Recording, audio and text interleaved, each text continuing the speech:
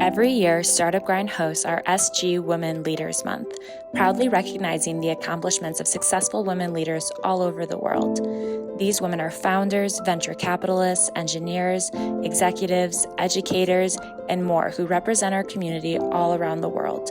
This month's SG Women Month is proudly presented by Google for Startups and Silicon Valley Bank.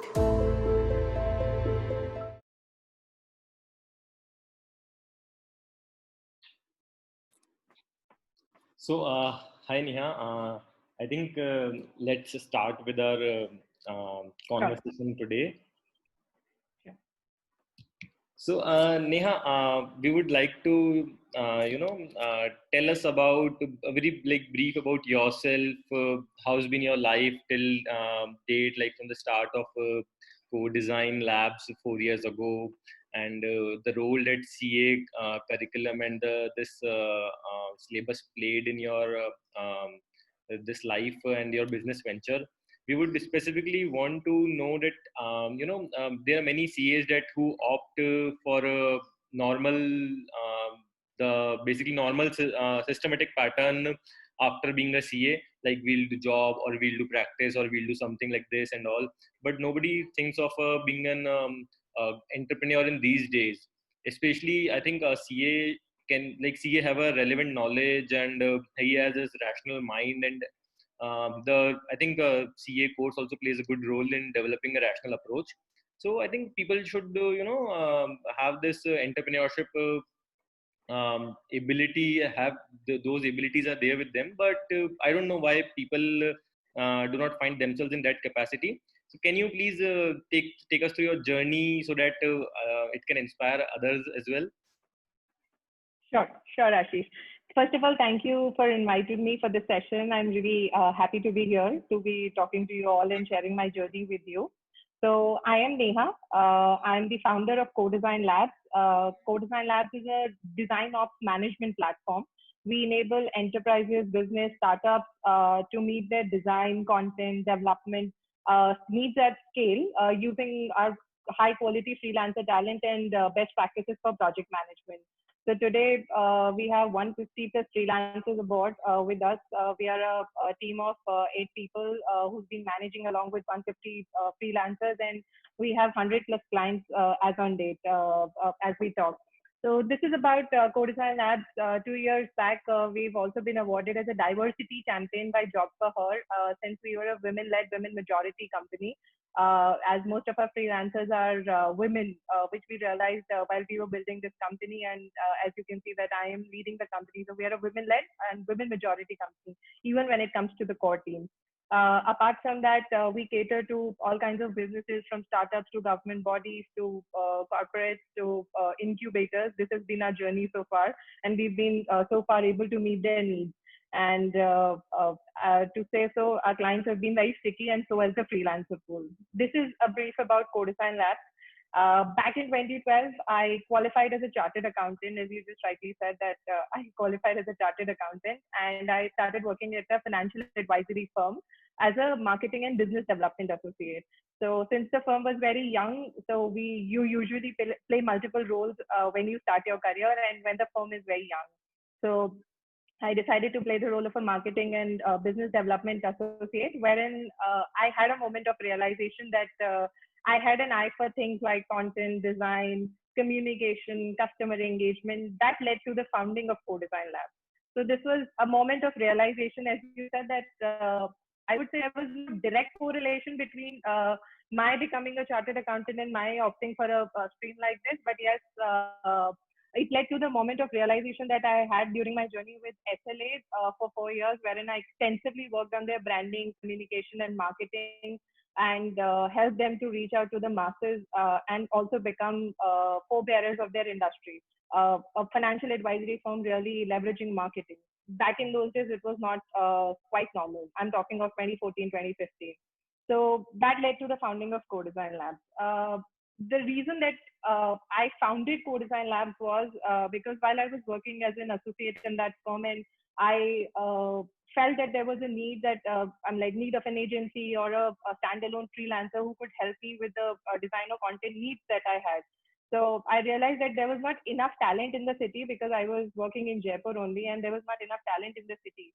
So that led me to finding freelancers on various platforms. Like freelancer.com had already picked up in those days. Fiverr.com was also very active in those days, but it was hell a lot of a task to find talent over there. So I realized that it's not easy to find a talent when you need for such things. And I realized that why can't we have a platform? I mean, like when internet is there and we are living in the internet age, so why can't we have talents from different parts of the country working towards working for clients who are based out of different locations across the world? And that was feasible. So I think I co-founded this company. This was the idea behind. Apart from that, my co-founder Dilnawaz Khan, he also had a similar experience because he had run a design agency for 5 years in the city, and he realized that as soon as the talent grooms up and they become experts or proficient at what they're doing, they tend to move to bigger cities in search of better opportunities, which leaves the city with absolutely no talent. So that led to the founding of Co-Design Lab as such. This was the idea, and the idea was that we envisioned to create a virtually commercially viable space that would let a designer from Mumbai, a copywriter from Delhi, a developer from Surat to co-create a website for a client sitting in Ranthambore. And this is what we have been doing so far at Co-Design Labs, that we are bringing talent from different parts of the country to work for clients who are located in any part of the world. So that is how we've been breaking the geographical barriers with a Co-Design Lab. Now, you said that you had a question about me, that as a chartered accountant, why did I decide to take a plunge to become a design entrepreneur or a CEO of a design platform? Right. So as I said, that I had a moment of realization wherein I realized that I really had an eye for things like, as I said, websites, presentations. Why should things look visually appealing? And the more and more I read about it, I realized that it is the need of the hour that businesses need to present them in the right way for customers to trust them so that they could sell. And that was the idea. To be very honest, it had literally nothing to do with my chartered accountancy background, because in chartered accountancy, as you know, there is no formal education on all these aspects. But while I was building the company, so as I said, there was no direct correlation between my chartered accountancy and building the company. But yes, there was an indirect correlation between what I had studied during my chartered accountancy days to building a company that was abiding by the basic what a company should have. For example, I learned about how to manage finances, accounts. I had a brief overview about how to manage these things. And this was one thing that I made sure that at Co-Design Labs, we did not have to struggle back in those days when we were building the company, and we were doing things in the right manner, the way they should be doing, the way one should be doing. And this is the reason that we have least hassles when it comes to finances, or probably accounting or taxation or drawing up contracts or anything, because I kind of have an understanding in how these things work. It's not that I work on these things as such, but yes, I know how to get these things done, and how to ensure the security and safety of your company when you're entering into a possible contract with a freelancer or a client. Yeah. That's really right. I mean, we all cannot perform all the activities. What is important is we should be able to, make others do those activities in a proper manner. That's true. So, So I think if you have an understanding, sorry to interrupt, but I think if you have an understanding about all those things, it really helps when you're building this company, because I've seen a lot of people struggling with these basic things which otherwise chartered accountants are taught. So I think that really helped while we were building this company. That's true. So yeah, so before COVID-19, I mean, COVID-19 has forced us like to go digital. But even before COVID-19, you were into digital space, and how did you realize that digital is the only way going forward right now? Like how farsighted were you at that time? Okay. So I think the farsightedness always comes when you have lack of resources. So as I said that I was living in a city and I was trying to build a business out of a city that did not have much talent, wherein people did not have much exposure. And as a city, of course, we were far behind when you compare to tier one cities or metro cities. So we did not have access to good talent. We did not have enough exposure in terms of how things are happening. and we were living in an internet age. So that's when we decided that yes, internet, since we are leveraging internet for using Facebook or Instagram or staying connected with our friends who are living in different parts of the world, why not we use the same thing for building a business that time? So while we were building co-design labs, it was not easy. I mean, like today when we stand at, today we are standing in a post-COVID era because lockdowns are being lifted and things are getting back to normal and people have accepted digital. But back in those days, people never accepted digital. People would shun us away, saying that how could you even expect me to not meet a client and do digital business Yeah. development? Or probably how can you expect me to approve a design just on a screen by looking at you? If your designer can't come to my office, or if I can't come to your office and get things done, how is it even possible? How are things going to work? But I think I and Dilema stood by one thing, that we would really not break the rules that we had set in for ourselves, that we decided on day one that we would never meet our clients, and we stood by it unless there was unless there was a client in Jaipur and he really shown interest in meeting us. So there was something apart from that that we had to discuss. So there was seldom that we broke the rules, we bent the rules, but we never really bent the rules for getting things done. So whenever a project has to be executed, it was 100% virtual. Whether if a new business has to be sought, that was 100% digital.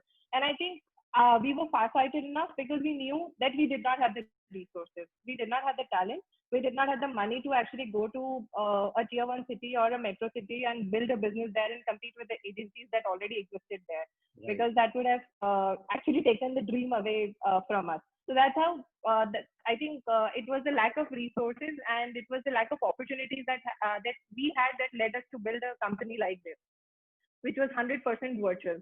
So when you said that in the lockdown, people started to believe, okay, digital is the new way. So to be very honest, when the lockdowns were announced and the corona outbreak was happening in India, it did not shake us to our roots. In fact, it was very normal for us to actually shut the office and say, okay, tomorrow we'll start working from home, or probably today we'll start working from home.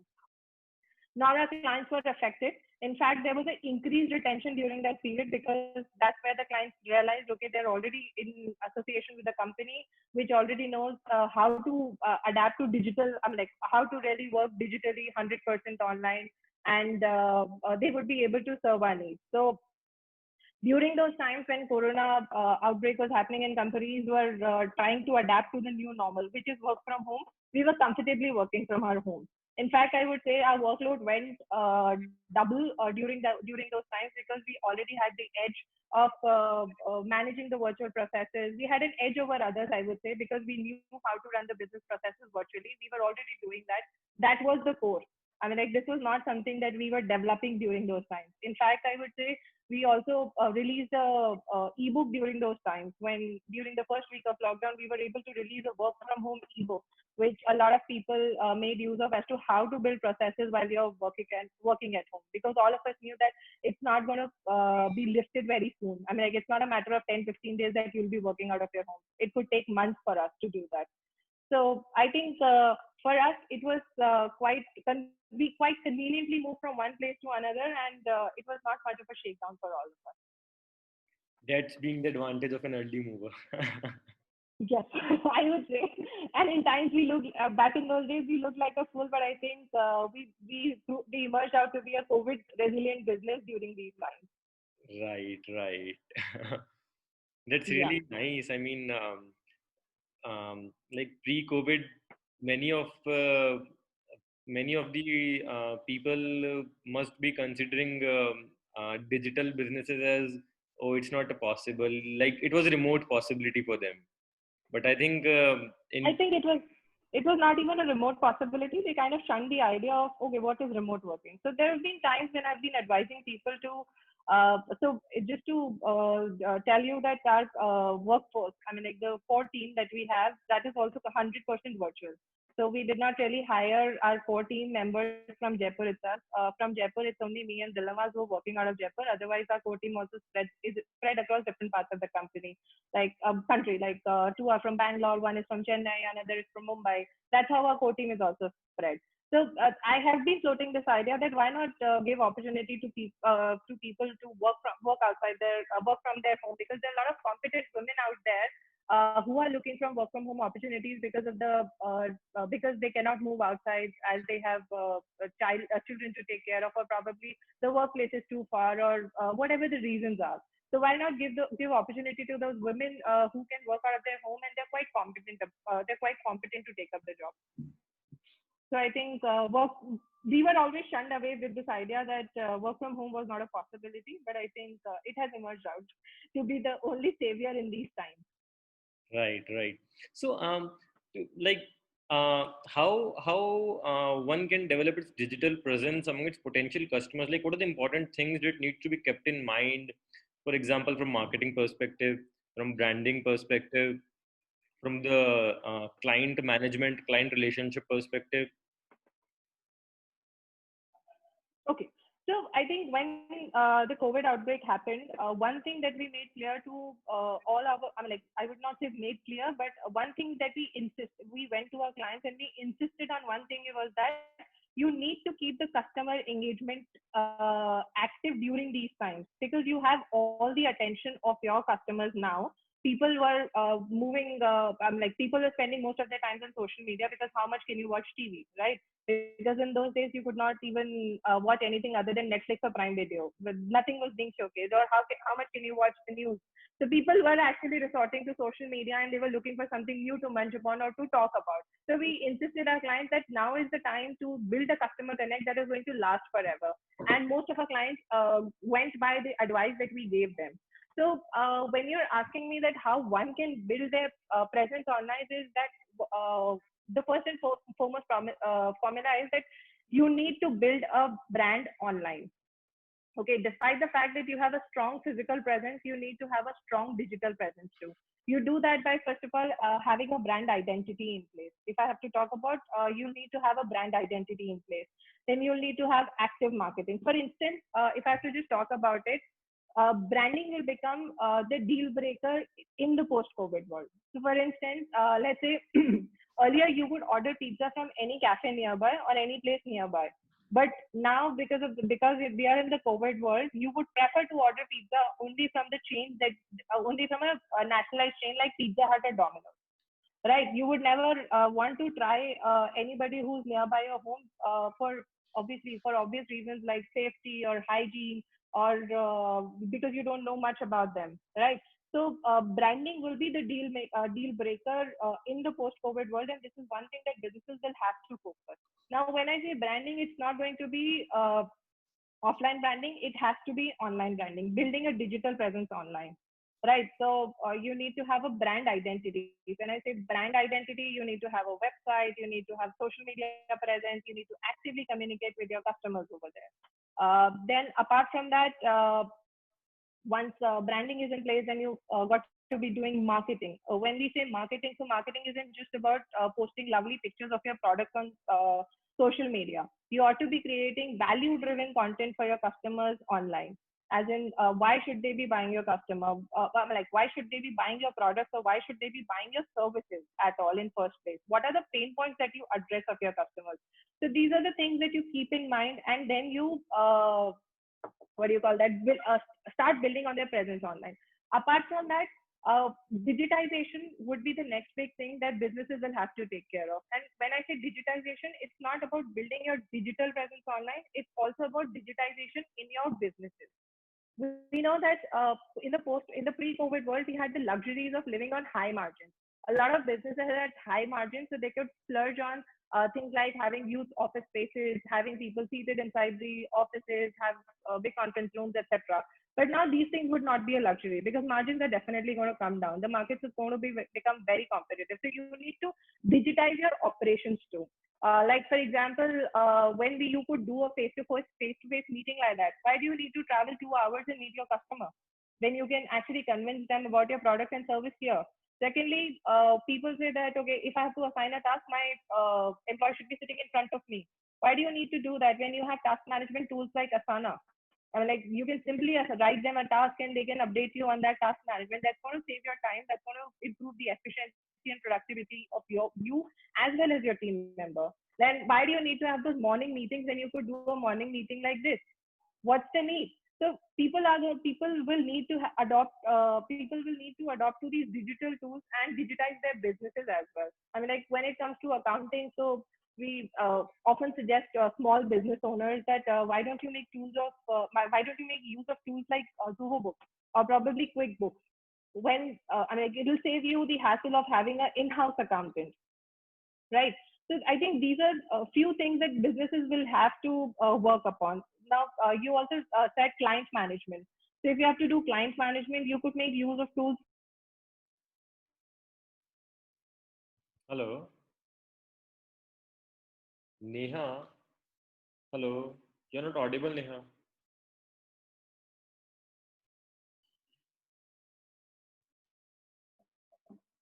Neha, you are not audible.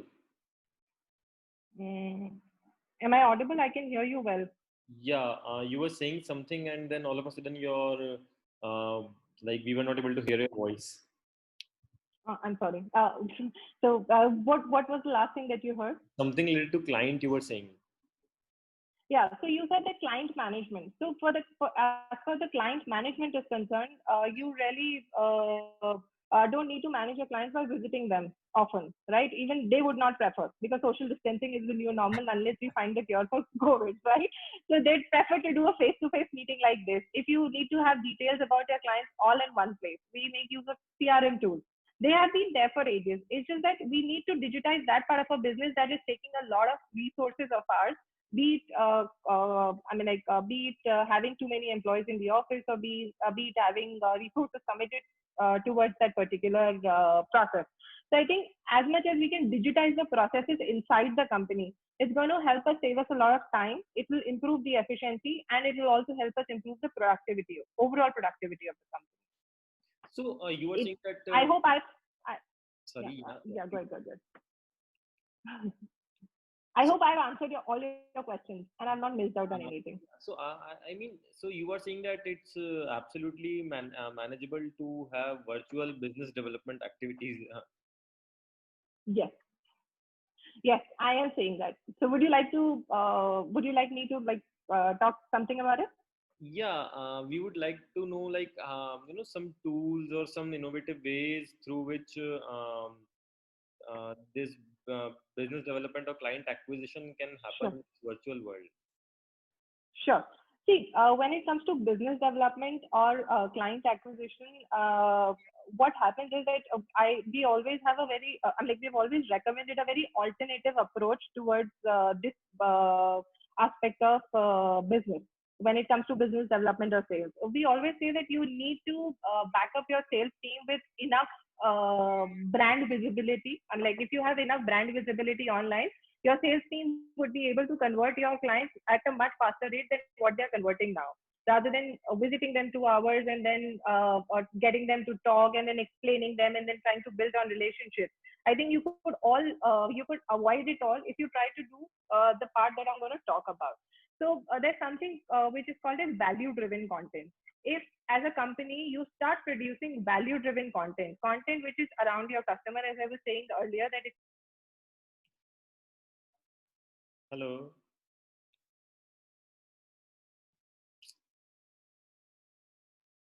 Neha. I think there is some internet stability issue at your side. Neha, it's not audible. Your voice is not audible.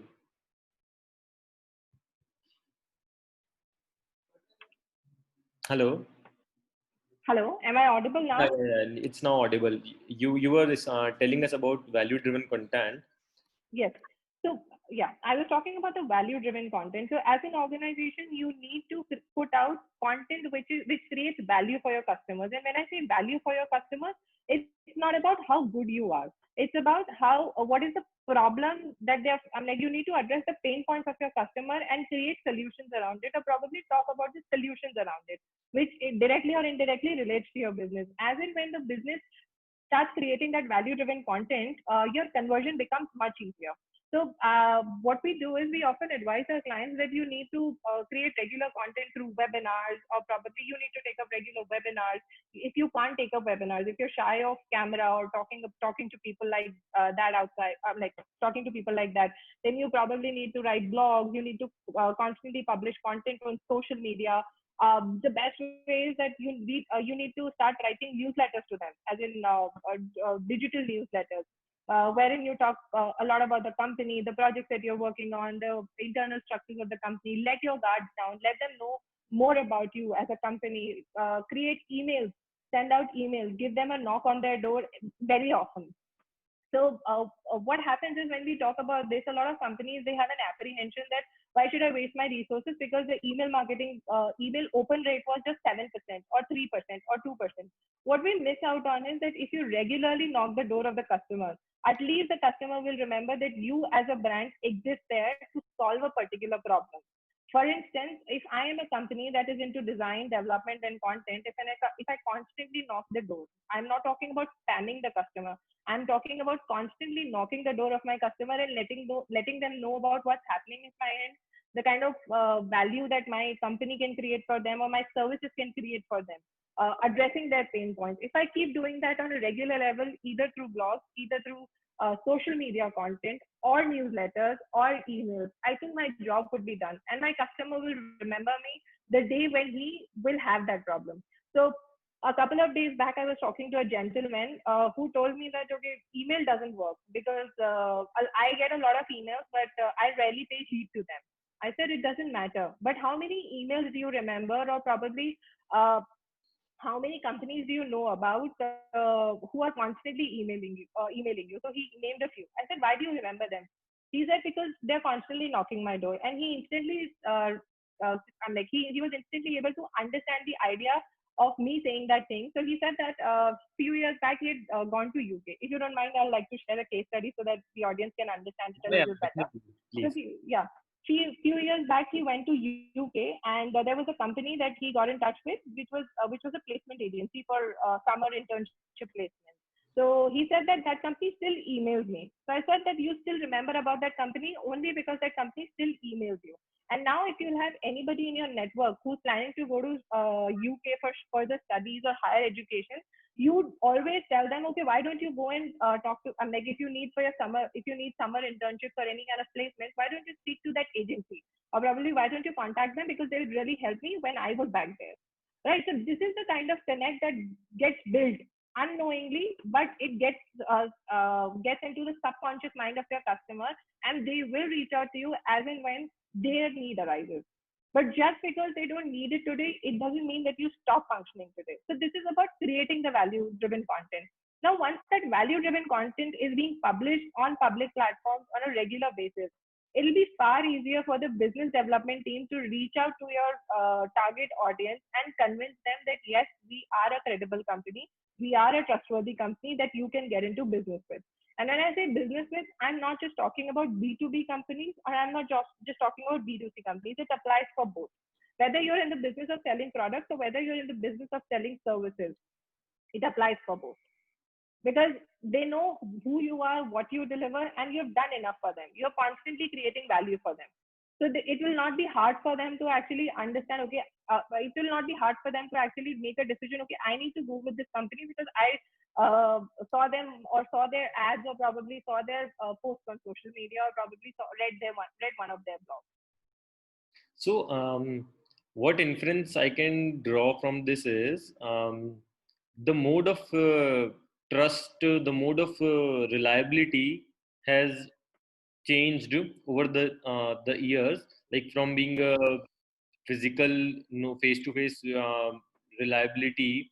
It has now shifted on the more on the content and knowledge based reliability, maybe Yes. relevance. Yes. Relevance has actually shifted now.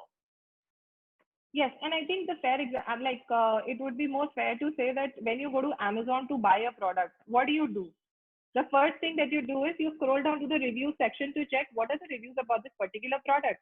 So that means you're again getting knowledge about the product. You read the utility of that product that a company has mentioned, that how can you use the product, why is the product useful, etc. And followed by that, you read the review.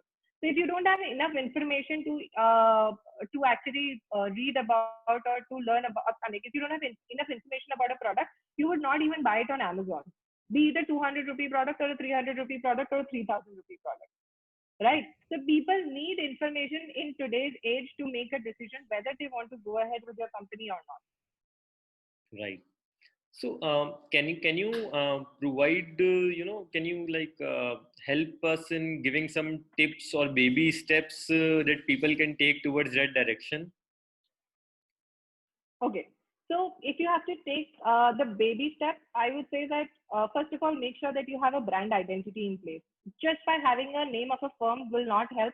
Make sure you have a unique brand identity unless you have been prohibited by the code of conduct of your relevant industry. I'm just saying that because you're a chartered accountant. So Like there you have a code of conduct. Yeah, there you have a professional code of conduct that you cannot have a logo or something. But apart from that, I think most of the industries are not like that. Leave aside law and chartered accountant. So first of all, make sure that you have a brand identity in place. You have a good brand. That's the first and foremost rule. You need to set your branding right on day one. And if you're a product company, make sure you have a damn good packaging, because you'll not stand a chance on the shelf or probably on an Amazon store, even if it's a virtual store, if you don't have a good packaging. Because it's a visual appealing design that actually appeals the customer and builds that first level of trust for you. Okay, so first make sure that you have your branding right.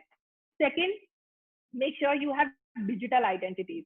So what happens is, if today I have to, today if I'm getting into business with anybody, what I'll do is I'll immediately search them in Google. And if the first three results about that person does not pops up in terms of their website, and I'm talking about not people, I'm talking about companies. So first of all, you'll need to see their website. If the website doesn't exist, you will at least see whether they have a presence on social media handles, be it LinkedIn, Facebook, Instagram, or Twitter. And if they don't have, you are off the edge. I mean, people will be very susceptible about you, and they might not have that trust that they would have in first place in case you have those digital identities. So make sure you have a digital identity in place. It's not a rocket science to build websites, because you really don't need long websites to be built. Make one page website. That's more than enough in today's world to have a credible digital identity. Secondly, make sure that you have Facebook pages, Instagram, LinkedIn, and a Twitter account in case Twitter is relevant for you. Once that is in place, make sure that you're regularly publishing content, because the journey doesn't end here. Building a brand is a continuous journey. It doesn't end. So once you have all these things in place, make sure that you're regularly publishing content on your social media handles, and your website is getting constantly updated in case there is something that needs to be constantly updated. Apart from that, as I said, that start leveraging digital tools. That if you're talking about baby steps, start leveraging digital tools that is going to take away maximum of your work and maximum of your physical work, and bring more efficiency into the system. For example, people are still in that era wherein I'm still surprised when people ask me that why don't you sign the contract and send it by post to me? Because we are living in an era where e-signs are already prevalent, right? So that is something that still amuses me, that when you have e-signs into place, and that's been there for a decade, it is not something that has emerged in the COVID world, right? So I think we need to really evolve as businesses and make sure that we make use of digital tools as much as possible to ease out our operations. Right. These are the baby steps that one can take to start building a brand online, or start having a online presence, I would say. Well, so I think digital is the only way. Like in digitization has to be in every aspect of our life, in every aspect of our business. That's the, I think, only way right now. In fact, like especially post COVID-19. Yeah, I think I wouldn't say digitization is the only way. As I said, that there are a lot of companies wherein digitization would not be possible in all facets of their business, in all aspects in all different departments of their businesses, right? But as much as you can digitize and as much as you can bring people over a screen, I think that would be better, because your customer is also not stepping out to buy a product or a service from you. they would also need something to choose from before they actually make a decision to go ahead with you. Even if it's a physical product that I may have to pick up from the market, make sure your customer has enough knowledge or information about you online. So that's the reason that you need to at least have digitization in the systems or in the processes, and especially have digital presence online. If you're not doing that, I think that will be very difficult for your survival. Yeah, I think it will fade us out in the long run. Yes, I think it's very important that now B2B businesses also understand that aspect. So for a while, B2B businesses have always believed in the notion that they really don't need an online presence for their customers to work with them, because they believe that their businesses thrive on relationships. But now what about relationships? You can't fly down to see your customer. It's not an option anymore. You need to interact with your customer over a screen. You really need to create value for your B2B customer, that why are you as a company so good. So again, for B2B companies who are listening to me right now, I insist. So we are also a B2B company because we serve businesses. So the way we build connect with our customers is we regularly send out newsletters. Once a month, there is an email update in case there's an event or anything that's happening. We regularly publish content on our social media. I mean, like, if you don't have enough content or things to share with your customers might not be interested in that information. So you can at least talk about what's happening within the company, because that establishes you as a credible organization. Be it whether you're arranging meetups for your employees, or you're taking part of an initiative, or if you've been awarded as a let's say a best like best company in a particular domain. Why can't you showcase all these things on a social media page? Because that's enough to prove that you are a credible and a trustworthy company. So we have one question. How could we maintain consistency on social media since we have so many platforms these days? Could you I really do not understand consistency as in? Yeah, consistency as in like continuous presence on social media, since there are so many platforms like LinkedIn, Insta, Twitter, FB is there. And so how I mean, how one can maintain consistency across all the platforms? So that's the main question. Okay. So what we do is, first of all, Ashish, I'll answer this question in a little different way. So when you say consistency, so one question that often people ask me is that what is it you post on social media regularly about? How can you ensure that every alternate day or once in a week or twice in a week, you're posting about something apart from your customers, or apart from your products or services that you're offering?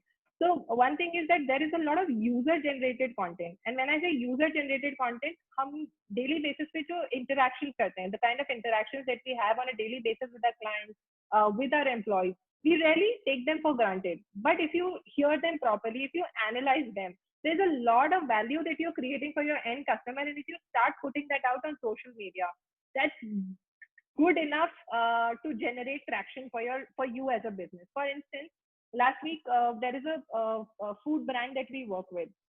It's a healthy snacking company that we work with, and I was just having a discussion with the founder, wherein he told me that during the COVID times, he saw a increased retention from people who are seniors, people who are above 60. So there was this senior citizen who had ordered from them.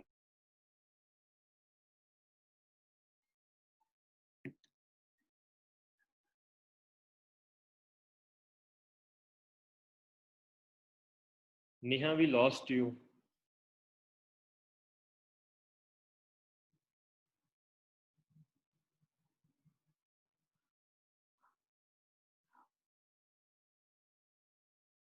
Neha, we are not able to hear you.